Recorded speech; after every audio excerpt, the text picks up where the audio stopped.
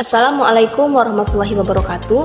Perkenalkan, nama saya Nurjana dengan NIM 20120082 PAI 6 SIP.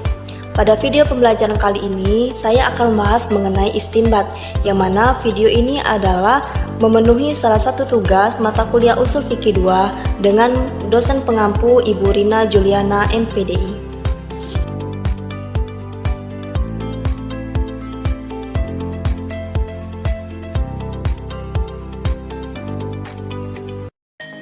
Yang pertama, pengertian istinbat.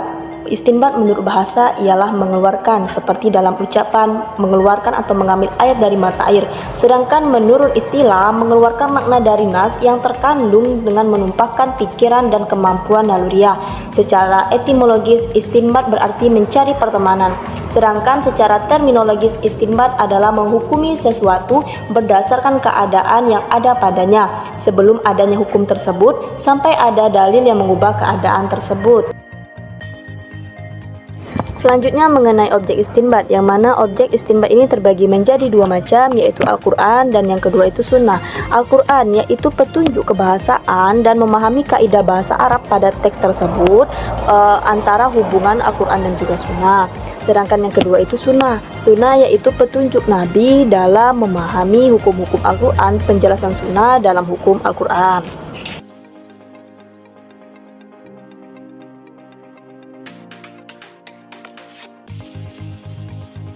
Pembahasan selanjutnya mengenai macam-macam istinbat hukum, yang mana pada video pembelajaran kali ini macam-macam istinbat hukum terbagi menjadi 6 macam.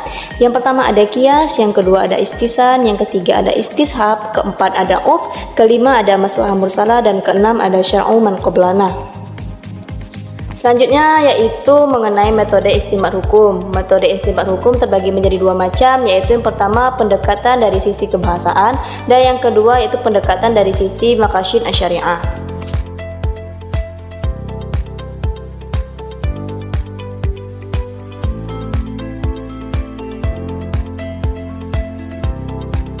Selanjutnya membahas mengenai hasil atau produk dari istinbat, yang mana di sini ada maslahah mursalah yang juga merupakan salah satu dari metode istinbat hukum.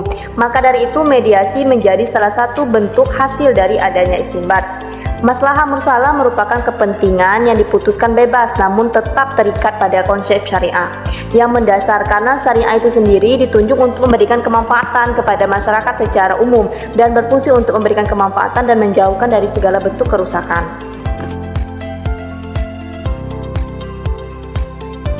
Selanjutnya yaitu cara melakukan istinbat, yang mana kalangan jumhur fuqaha dan ulama usul telah melihat bahwa pada dasarnya Rasulullah telah menunjukkan cara untuk mengetahui hukum syara dan langkah-langkah yang harus ditempuh dalam istinbat hukum, yang mana pada hal ini mencakup penggunaan ra'yu.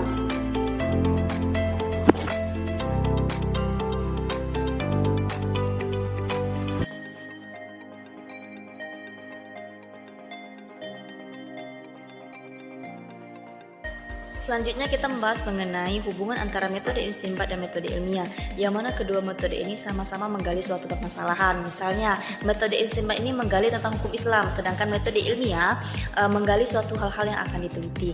Jika dihubungkan antara kedua metode ini, maka akan menjadi penelitian yang bagus. Karena walaupun dibalik metode istinbat membahas tentang hukum Islam, Al-Quran dan Sunnah, maka jika digabungkan dengan metode ilmiah akan menjadi suatu penelitian yang bagus, karena secara tidak langsung kita meneliti mengenai keadaan sekitar dalam pemecahan hukum tersebut.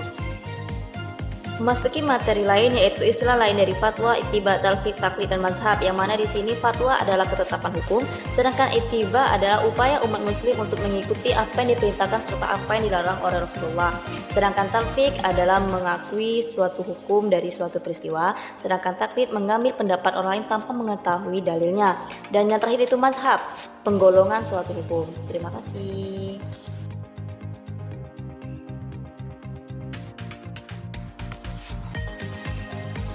Baiklah, mungkin itulah materi pada video pembelajaran kali ini. Semoga bermanfaat untuk kita semua. Terima kasih dan jangan lupa like, comment, dan subscribe ya. Dan saya akhiri, wassalamualaikum warahmatullahi wabarakatuh.